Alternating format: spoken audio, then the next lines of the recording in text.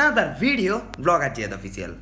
আজকে আমার কাছে আছে দুইটা সাইকেল, অর্থাৎ আমার দুই সুন্দরী red diamond and black diamond. আর আজকে আমরা দেখতে চলছি আমার রেড ডায়মন্ড অ্যান্ড ব্ল্যাক ডায়মন্ডের মধ্যে পার্থক্য, অর্থাৎ ভিএস ভার্সেস করবো আর দেখবো কোনটা কার জন্য কোন প্রাইজে বেস্ট।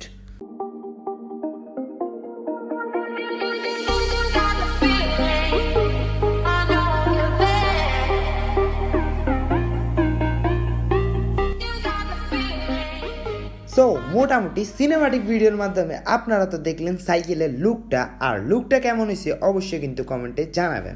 এখন আমরা দেখব দুইটা সাইকেলের মধ্যে কোনটার প্রাইস কিরকম, আর হচ্ছে যাই কোনটাতে কি আছে সেগুলা নিয়ে আমরা এখন কথা বলবো।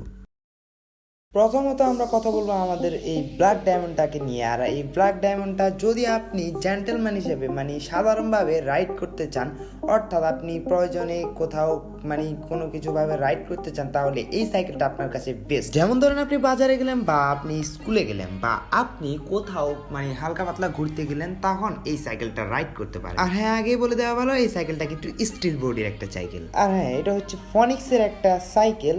আর সর্বপ্রথমে বলে দিচ্ছি যে সাইকেলটার মধ্যে সবচেয়ে ভালো দিক যেটা, সাইকেলটার সাসপেনশন।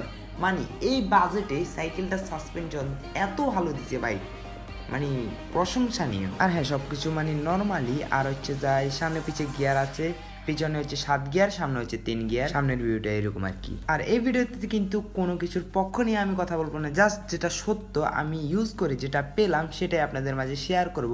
আর এই ব্ল্যাক ডায়মন্ডটাকে আপনাদের কেমন লেগেছে অবশ্যই কিন্তু কমেন্টে জানান। ও হ্যাঁ, এটা হচ্ছে 26 সাইজের একটা সাইকেল। আর সাইকেলটা কেনা হয়েছিল আমার ঠিক 2 বছর আগে। আর সাইকেলটা কিনা হয়েছিল, সাইকেলটার প্রাইস নিয়েছে যাই 9,500 বা 10,000 এরকম কিছু, আসলে এক্স্যাক্টলি আমার মনে নেই।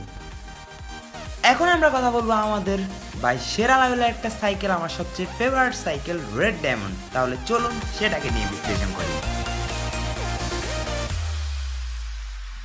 আর ভাই এই সাইকেলটার কথা কি বলবো, এই সাইকেলটা তো আমার জন্য ক্রেজি লেভেলের একটা মাকাচাকা লেভেলের সাইকেল। আর এইটার লুক তো আপনারা দেখতেই পারতেছেন, তারপরও একটা সিনেমাটিক ভিডিওর মাধ্যমে আপনাদেরকে আবারও দেখাচ্ছি।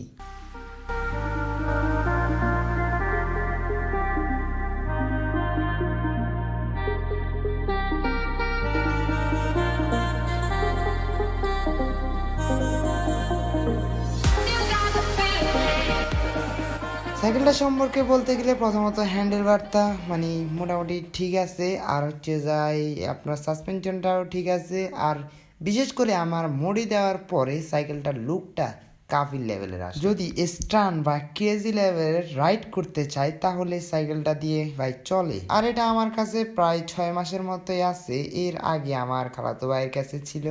আর একটা সত্য কথা হচ্ছে যে এই 6 মাসে আমার এই সাইকেলটার পিছনে অনেক টাকাই খাইছে, অর্থাৎ মডিফাই বা বিভিন্ন ধরনের পার্টস লাগানো এই সেই করতে করতে ভাই অনেক টাকাই ঢাইলা ফেলছি এই সাইকেলের পিছনে। আচ্ছা যাই, যতই অর্থ খরচ করি না কেন ভাই সাইকেলটা রাইডে আসলে একটা মজা আছে। ও এটা হচ্ছে ব্যালোস 2.0 সাইকেলটা, আর সেটা মডিফাই করার পরে পুরা লুকটাই চেঞ্জ হয়ে গেছে। আর সাইকেলটার প্রাইস মডিফাই এগুলা সবগুলা নিয়ে আমার প্রায় 20+ খরচ হয়ে গেছে। আচ্ছা যাক, সেটা না হয় একান্তই আমার ব্যক্তিগত ব্যাপার। আর এটাও কিন্তু 26 সাইজের একটা সাইকেল। আর আপনারা যদি ক্রেজি লেভেলের রাইড বা হচ্ছে যাই স্টানের জন্য, তাহলে এই সাইকেলটা দেখতে পারেন, মোটামুটি ঠিক আছে। তবে যেটাই নেন না কেন একটু যত্ন সহকারে রাখবেন, কারণ যত্ন থেকে সবকিছু সম্ভব। আর এই জিনিসটা আপনার কাছে কেমন লাগছে অবশ্যই কিন্তু কমেন্টে জানাই দেন এখনই। এন্ড এই বলে এই ভিডিওতে প্রায় অনেক কিছুই বলে ফেলছি। আর হচ্ছে যাই যদি আপনারা বলেন তাহলে একটা একটা করে সাইকেল দুটোরই রিভিউ দিব।